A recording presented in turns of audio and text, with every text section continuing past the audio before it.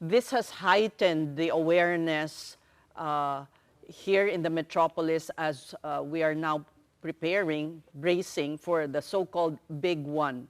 Are we well prepared for that? Well, we have been prepared better now than before, but in terms of the impact of such a large earthquake, we still see a lot of improvement on the quality of infrastructure and houses that we have.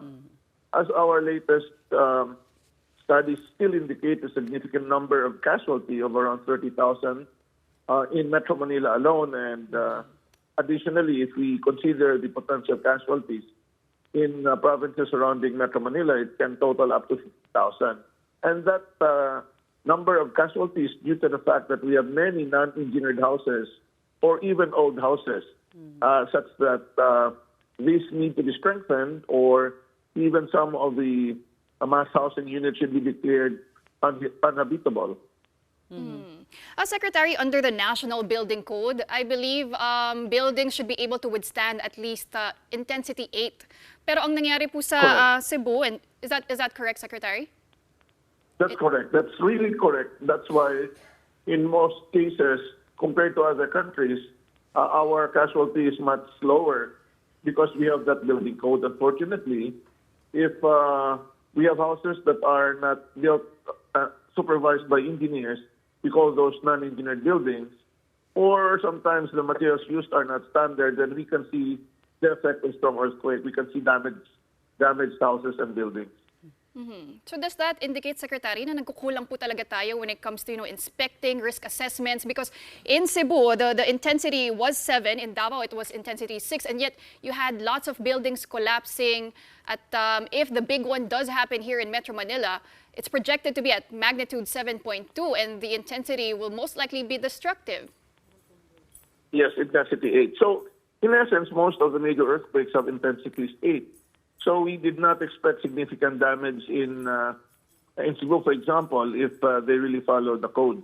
So a big problem in the country would be a significant number of our houses are non-engineered. They were constructed by masons alone or carpenters, and did not have the benefit of being supervised by engineers. And so for that example, is if what people don't. Go ahead, Secretary. If people don't apply for building permit, then they're not inspected. They just build.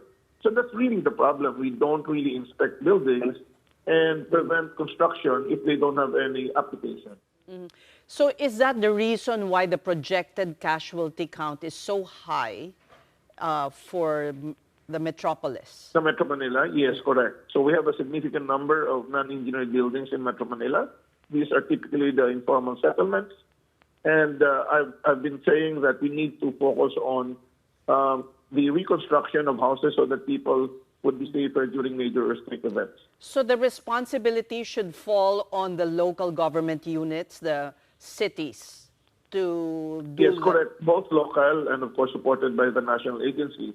But it all depends also on people. Sometimes they don't follow the building code, when in fact it's much cheaper to just follow the building code than have poorly built houses, and later on lives are lost or their houses and assets are destroyed. Do you have a figure? Do you have an estimate of how many % of the dwellings are non-engineered? Well, essentially, if you look at potential damage to low-rise buildings from 1 to 10 stories, it's around 13% heavily damaged or collapsed. Mid-rise buildings are almost 10%. And just like public buildings like schools and others are also of the same percentage, 10%. So based on those figures, it's still significant, such that we need to make sure that buildings are evaluated and inspected. For example, there is ongoing retrofitting of hospitals and schools in Metro Manila, and this is a continuing effort of the government. Pero, Secretary, bakit po nangyayari yun? You mentioned earlier some people don't apply for building permits, and that's quite dangerous. May nangyayari rin po bang korupsyon sa ganyan para dayain, matayo na agad yung building, the structures? Well, ang practice kasi lalo na sa local government and in provinces, people just construct before.